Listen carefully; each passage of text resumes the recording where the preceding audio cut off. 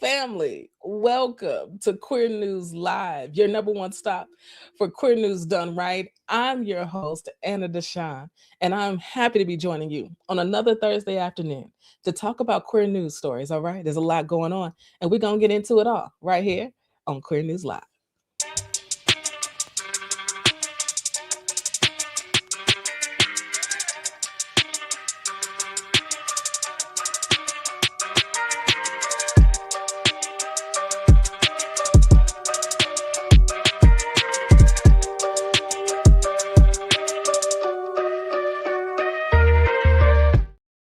Family, welcome to our afternoon edition of Queer News Live. I'm your favorite queer radio personality, Anna DeShawn, and this is Queer News Live. I'm excited to be back with you for another afternoon. Today, we're going to talk about Davonta Curtis, a Black trans woman who was murdered here in Chicago. We're also going to talk about the pride flags being flown at Stonewall again. What a moment, okay? We love when we beat Trump around here. And then we're going to take some time. We're going to watch us some Eboni K. Williams and talk a little bit about conversion therapy today. Not only because the Supreme Court made a decision, but then shortly after they dropped this episode about a father suing his son because he didn't complete conversion therapy. And I really want us to talk about that. So, family, welcome to our afternoon edition. I'm just hitting my microphone. Welcome to our afternoon edition of Queer News Live. In the comments, tell me where you're tapping in from, okay?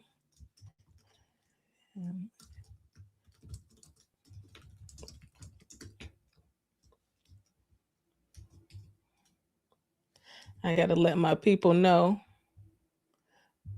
that we are indeed live here.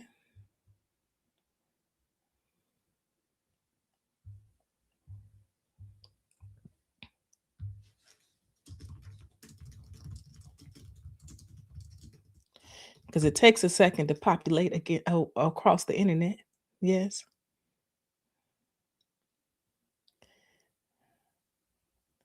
Absolutely. And if you didn't know, every Monday I drop a new episode by 9 o'clock a.m. Chicago time that talks about queer news, 5 or 6 queer news stories that I think you should know about. And I'm going to get this live thing down, okay? I'm real close. You see, we got a new background. My manager said it needs to look gay. I need to be able to send screenshots and look gay. It look gay. I'm going to work on our background back here. I got some ideas from a couple of our listeners, and I'm going to keep improving this, okay? And I'm going to get this live thing down. I promise. I promise. But one thing I know for sure is that I'm never short on stories. Never short. Like, never, ever am I short on stories. So let's get into our first news story for today.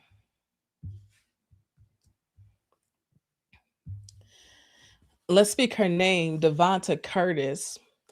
And this is a story right out of my hometown, Chicago, right?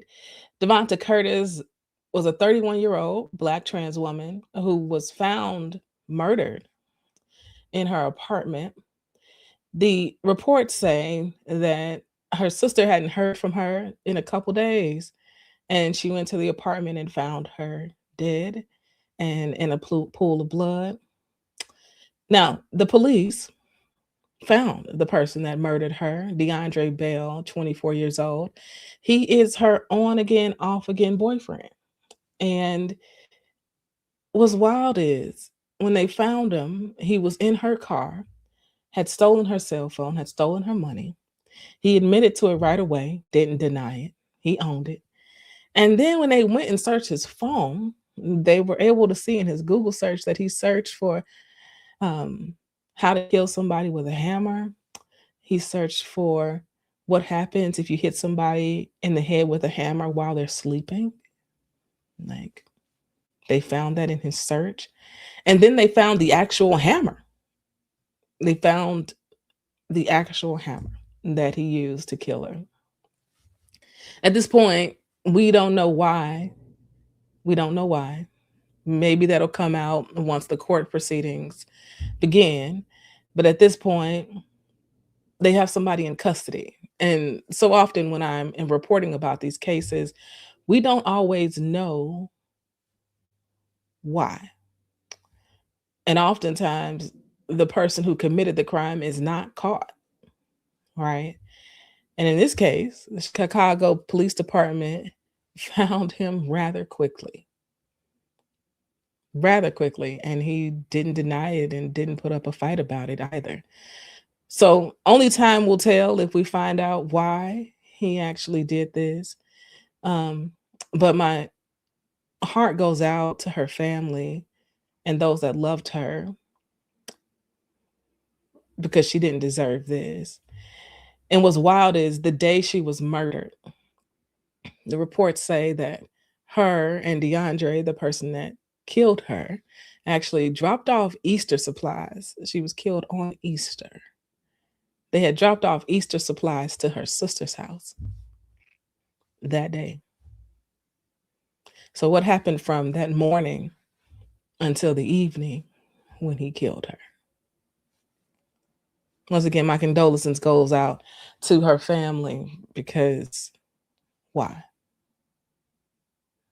Because why? Family, thank you for joining me on Queer News Live Thursdays at 12 o'clock. You join me here during your lunch hour to catch up on a little queer news. I know it can be hard sometimes to keep getting inundated with the news every single moment of every single day. I don't recommend it, okay? Let that be my job. Let that be my job. And you all can just tap in here and get your updates for the week, huh? Our next queer news story for today is a win. It's a win. It's a win for us, and it's a win against Trump. And we love that around here at E3 Radio. We love when Trump loses, huh? Absolutely. So if you remember back in February, if you remember seeing the stories about the National Park Service being ordered to take the pride flags down from the Stonewall Monument in New York City, right? They have if you've never been, there's this beautiful park that's located right outside of Stonewall Inn, which we know as a landmark of the modern LGBTQ movement, right? That moment at Stonewall. And so there's this beautiful park outside. It's always lined with flags. There's always people inside chilling, especially on a beautiful day. It is a gathering place without a doubt. And in February, the National Park Service was ordered to remove the flags as part of some executive order that Trump has signed. Well, when they did that, New York City showed up in a matter of hours. There was a protest happening right there at the park. And 8 days later, a lawsuit was filed to bring those flags back. And I want to get the name right. Now, the person that made the flag, right? Gilbert Baker in 1978, the artist. So his foundation, the Gilbert Baker Foundation, alongside Equality New York and some other entities, actually filed the lawsuit. Yeah, 8 days later. And now, just yesterday, the ruling came back that yes, in fact, they need to put them flags back. It was found that actually you can't do that. That those flags are protected by the First Amendment, in fact. And so now the flags are going to be put back at Stonewall, and it's a victory. It's victory. We all need these wins. These wins help to set a precedent for the next time they try to remove a flag from somewhere. Hmm? And so these are the type of wins that we need to talk about. We need to celebrate. This is the type of good news that needs to be spread across the interwebs. Okay. More people need to know when we're winning, right? It's easy to hear about when we're losing. We don't often hear about when we're winning. Yeah.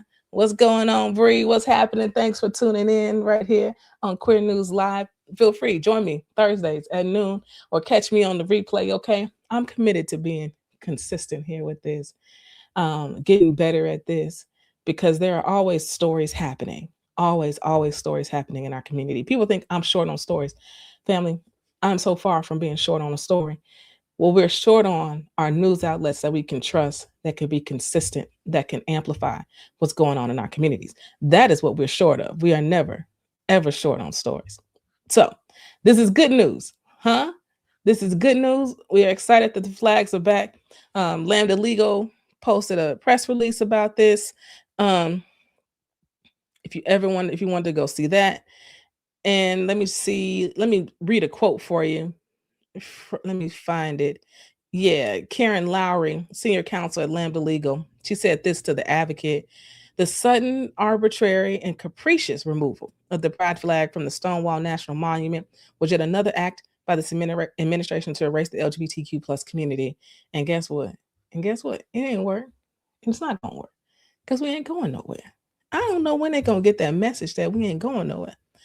It's not a hard thing to wrap your head around, because quite literally, we literally are not going anywhere. Now, for our last story before we get into conversion therapy, I can't help but amplify what my good brother Avery R. Young is doing here in Chicago. It's already sold out, friends, but I feel obligated to share what I'm going to experience this weekend, which is going to be a once in a lifetime experience because Avery R. Young has composed an opera, okay, that will be taking place at the Lyric Opera of Chicago. And in 2023, Avery and I were both inducted into the LGBT Chicago Hall of Fame together. And he was the Chicago's first poet laureate. He has been doing this work for so long, teaching for so long. And when he was asked to do this with the lyric, they have come together with their band, the orchestra. He has brought together some of the fiercest singers in Chicago, including Megan McNeil, who was on The Voice. And he's created a piece called Sophronia. And it's the story of his grandmother and his father about the Great Migration from their hometown in Lexington, Mississippi to Chicago. And if you didn't know, the Great Migration impacted 6 million people. 6 million people left the South and migrated to the North, whether Chicago, Detroit, New York City, or west to California, child. We left the South. 6 million of us, of our ancestors, left the South for what they considered to be greater opportunities, greener pastures, okay? North, east, and west. I'm sitting here as a product of a piece of that, as my mom is from Mound Bayou, Mississippi, okay? And she moved up here to Chicago so that I can have the opportunities in the life that I have today. And so he is telling this story, and it's his personal story. And it's about his family, yes, moving from Lexington, Mississippi to Chicago, but after 5 years, needing to go back south to bury the patriarch of their family and what that story looks like. And opera, child, Black Chicago is going to be out in rare form this weekend. It's only 2 days and it is sold out. The good news is it's going to be at Court Theater next year. Okay, he already been set up, huh? To put this on the stage in theater form next year. And so I just want to continue to say congratulations to my friend Avery R. Young for continuing to set the standard and to be a witness to this next piece of his artistic journey. Child, a whole opera. Come on now. I love us. I love us so much. Now, this next story, I want us to do this together, okay? I want us to watch this together because conversion therapy is an evil thing. And if you didn't know, right, a couple of weeks ago, the Supreme Court made a ruling on conversion therapy 8-1. When was the last time conservatives and liberals agreed anything on anything? 8-1. That this case about conversion therapy, this therapist brought a case. It went up to the Supreme Court saying that she had the right to talk about conversion therapy in her talk therapy sessions. Okay, that's the case. 8-1, they agreed that that type of speech is likely covered by the First Amendment. But there was one Supreme Court justice who did not agree, and that was Supreme Court Justice Ketanji Brown Jackson, who I firmly believe we must protect at all costs. She stood up and said, yes, there is free speech, and she's a medical professional, and this is medical treatment, and there are medical rules and regulations that she must follow. And conversion therapy has been written off by every scientific journal, every mental health journal as torture, as awful, as something that ought not ever be practiced. It is not a legitimate form of therapy at all. It has no positive results. And she said that this does not fall under freedom of speech. She said that this is about medical malpractice, essentially. That's what she said. And so now this is going back to Colorado for Colorado to make a decision.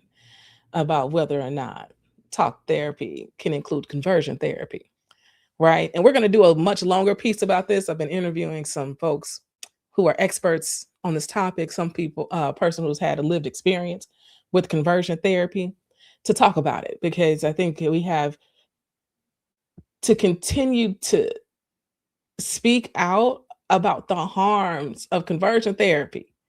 Child, it's torture. You feel me? It is not, especially from a medical professional. Mental health therapy is a medical profession. To be a therapist, you can't be out here talking about conversion therapy. It is so incredibly wrong. So what we're gonna do is that recently, Ebony K. Williams had a case about conversion therapy, and we're gonna watch it together. Okay, we're gonna watch it together because I think it's worth watching. Hmm. So I got it queued up. Let's see. There we go. All right. Now let's watch this together, okay?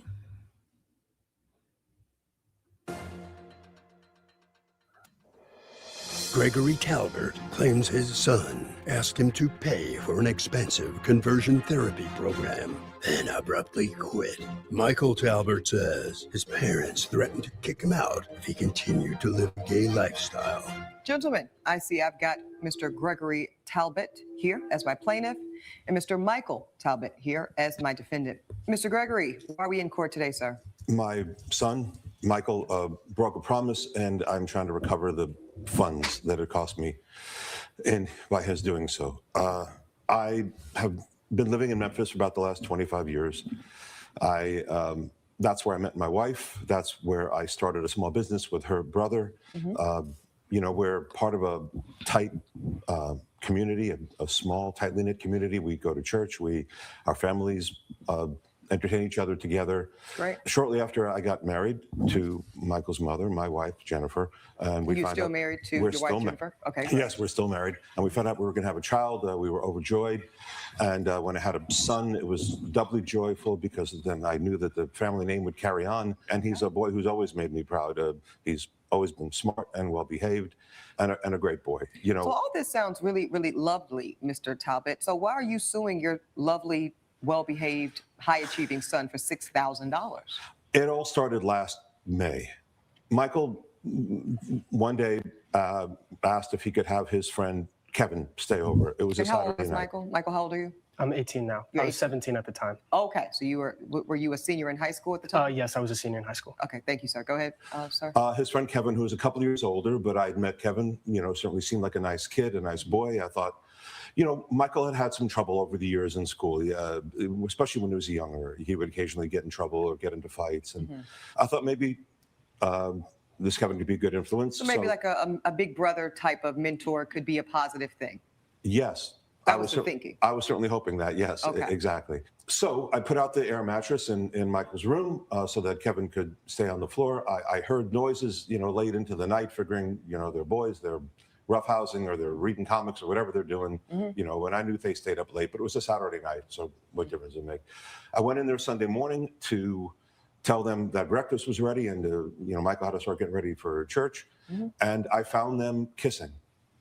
They were not kissing, fooling around, roughhousing. They were kissing the way a man and a woman kiss. Well, let's rephrase that in this courtroom.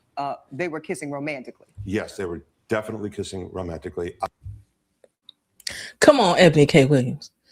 Let them know they were kissing romantically. Child, I'm so glad she took this case. Let's keep watching, okay? I was shocked. I didn't know what to say or how to respond. So I just pulled it together enough to ask Kevin to leave and to tell Michael that we had to get ready for church. And that's what we did. Did you address the situation at all? I did not. I did not know what to say. I didn't want to say the wrong thing. I didn't want to blow up. I didn't want to say something I was going to regret. So I didn't say anything. Did you tell your wife? No.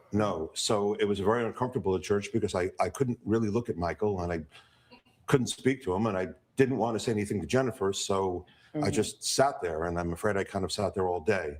But by the next morning, I figured out what I wanted to say, and I texted him. I have copies of... Proffer that evidence to my bailiff here, sir, so I can take a look and see exactly what you said to young Michael at that time. Michael, I am so disappointed in your behavior. You cannot kiss another man, especially in my house. If you want to live a homosexual lifestyle, you'll need to move out. This behavior is unacceptable within our family and friend circle in Memphis. I see Michael responds. He says, Dad, I'm so sorry. I never meant to hurt you. I don't want to move out. I want to be with you, and Mom, I'll do whatever you need me to do. You respond to your only child, your son, and you say, okay, son, let's fix it so it doesn't happen again. Yes. So the thing that got me here was the language, right? This is the language and the dogma that they're taught. Homophobic folks, homosexual lifestyle, this terminology, it makes my skin crawl because who I am is not a lifestyle, right?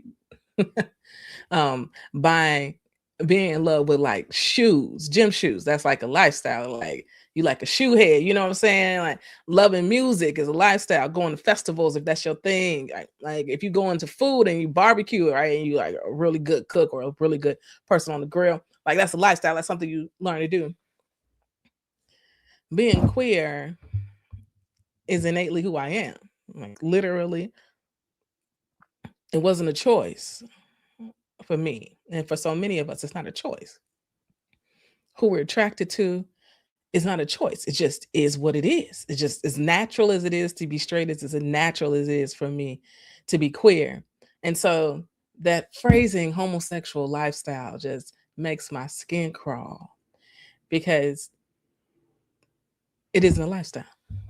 It's quite literally who I am, you know? And I do want to be clear about something. I love Michael, and when I threatened him with expulsion from the house, it was just that. It was a threat. It was a bluff. It was. I was trying to shock him. I did want to get a strong reaction because I wanted him to know. So what was his reaction? He really took the initiative. He spent the next few days looking into what he could do, and he found a conversion therapy program. I was not all that familiar with this, but he found it, and he asked if he could go. That is the next I set see of this. messages. Dad, I found a conversion therapy program online. It's for 3 months, and I'll need to go every weekday from 8 to 5 p.m. for June, July, and August. So this is 3 months. If I go, can I continue living here? Coming up on Equal Justice. I don't want to lose you and Mom. I will go. Michael has always embraced courage. No. You know, there's been other times in his life when he's... No, sir, I'm not going to let you gaslight me in this courtroom. If you'll be in the Los Angeles area and want to bring your case to court, call 1-888-552-6878. This is Equal Justice. Equal Justice is back with a case of Gregory Talbert, who brought his son, Michael Talbert, to court over missed conversion therapy. Essentially, you know your son's begging you for any way to stay with his family. Absolutely. So you say, well, what's the website? I'll look into it, yada, yada, yada. Well, not yada, yada. No, this is yada, yada, sir. I said, I'm happy you're taking steps to make progress. Yeah, under duress, under the not at all veiled threat of being kicked out of your own home. You think that's initiative? If I may, Your Honor, most of our communication after him seeing us kiss was very much centered around this. And I felt very stressed out during this time period. And I mean, I was threatening to be kicked out of the house. And did you take that seriously, sir? Did you really think your father and your mother would throw you out into the streets? We come from a pretty conservative family background. We go to church every week. Our community in Memphis is very church-centered. It's very conservative. So I did take it very seriously that I could end up on the streets if I did not fix my situation. I think. And why wouldn't he feel that way? Family, why wouldn't he feel like his very conservative father in this very conservative community would not kick him out the house? He ain't even told his wife. Why would he think that he wouldn't? Let's keep watching. But if you look at how Mr. Talbot, I'm actually speaking with your son. Go ahead, son. I felt as if I did not do this, I would be kicked out and live on the streets. And let me tell you why that is not in any way, young man, an overreaction on your part. And I don't want you to feel an ounce of shame as to believing what your father directly told you. Yeah. Because in this country, every day, there is a youth who identifies with some aspect of the LGBTQ plus community that is living on the streets. I know that because I've had the privilege of serving on the board of directors for a tremendous organization called Safe Horizon. And we have a whole program. You know what it's called, Michael? It's called Street Work.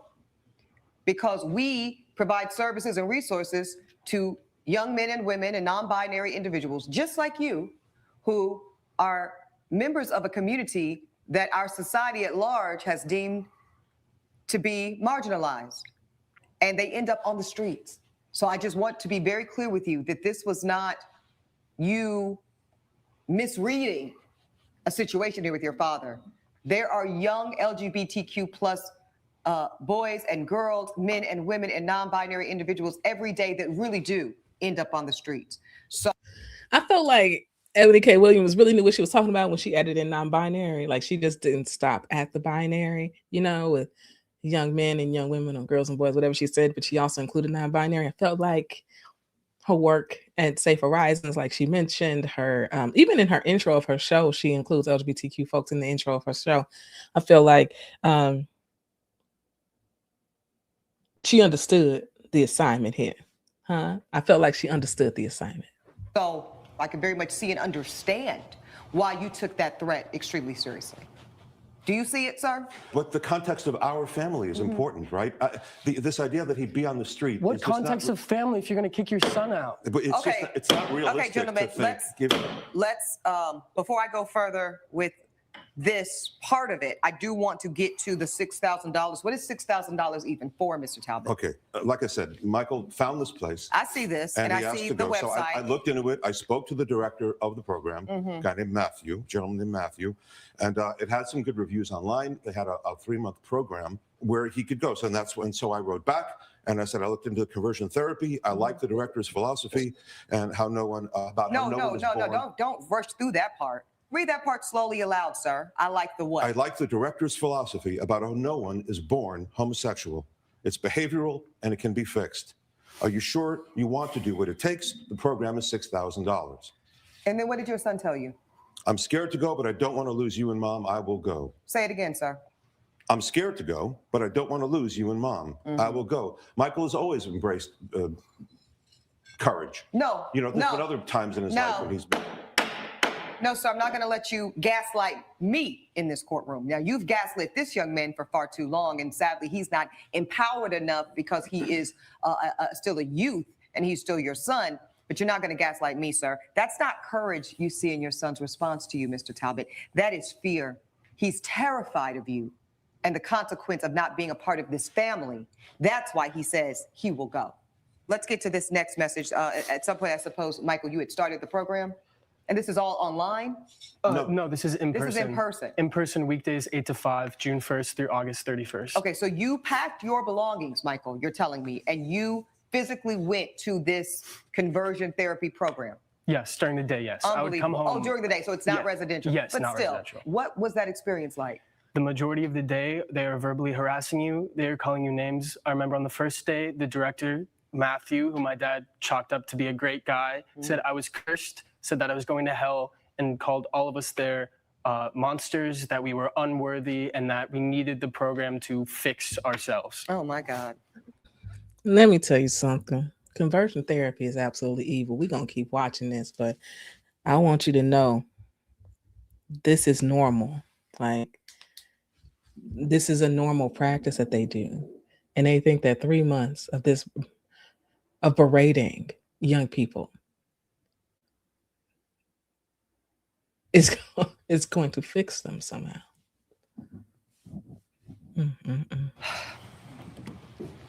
I really, Michael, need to get close to you right now because I need you to understand.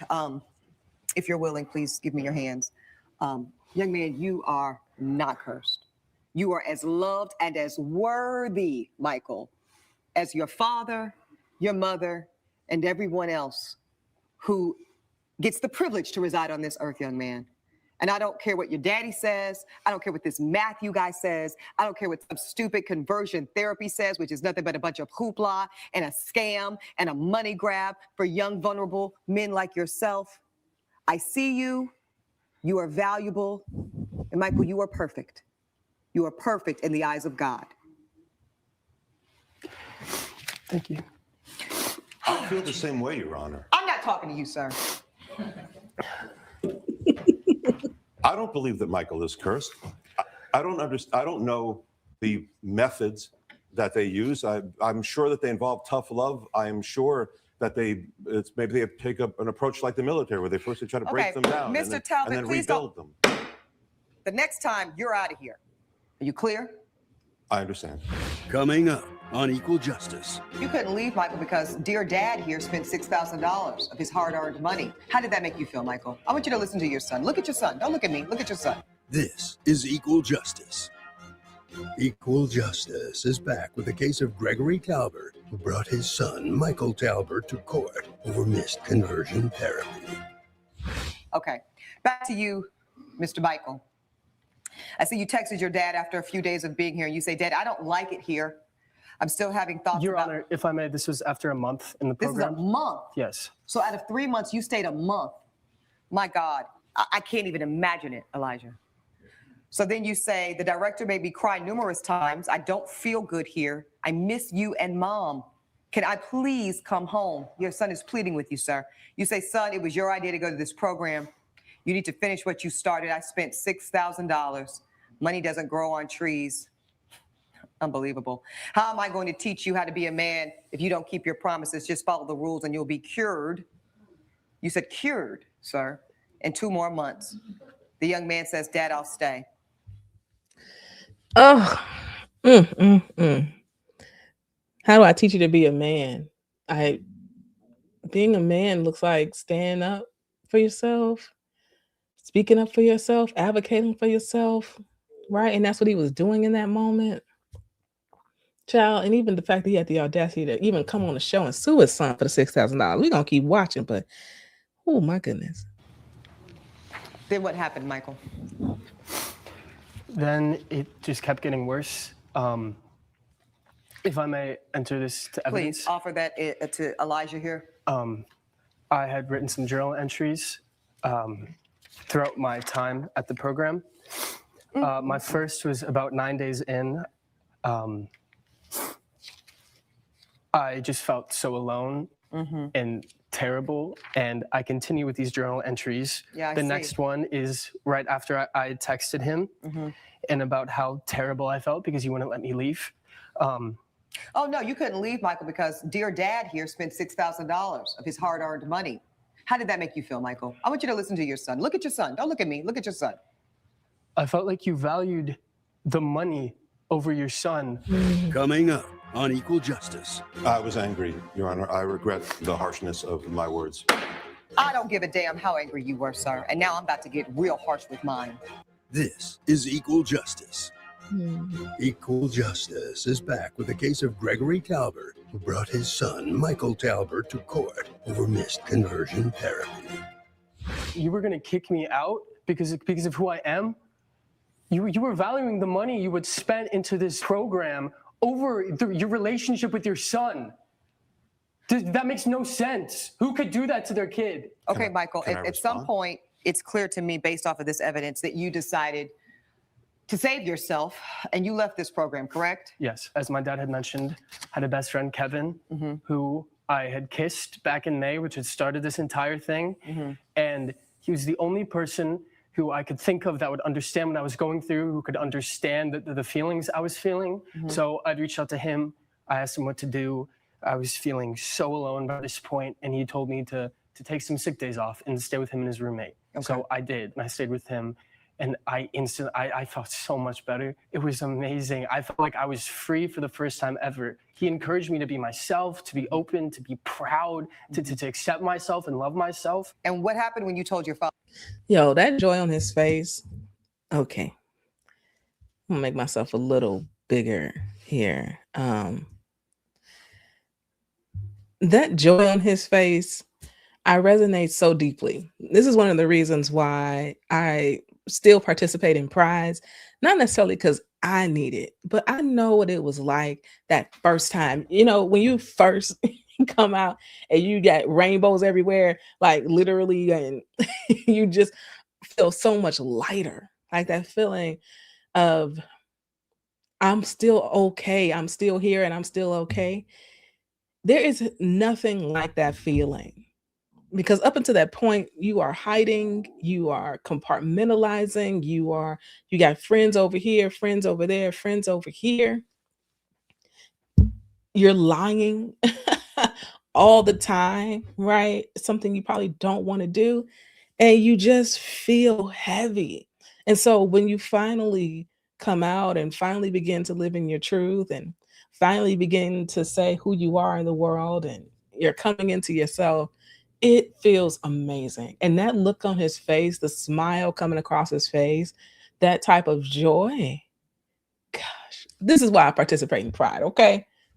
Because the babies be needing to know that it's gonna be okay and that it does get better, you know? Father, that you quit. I did not tell him. Oh, I was scared to, based off his previous Reactions. threatening text. Yes.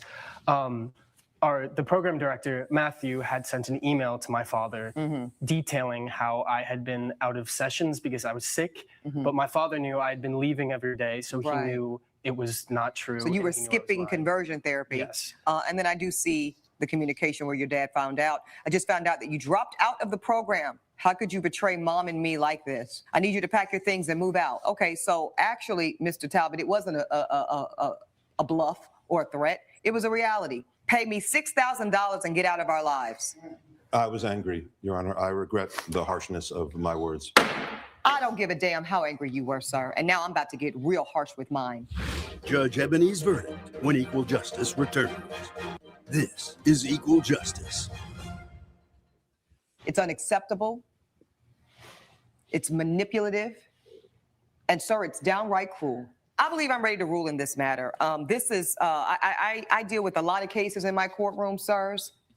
And many of them are extremely complicated and nuanced. And I really have to sometimes seek counsel even from Elijah as we tease through the minutia and the theories and the legal complexities. And this one is very simple.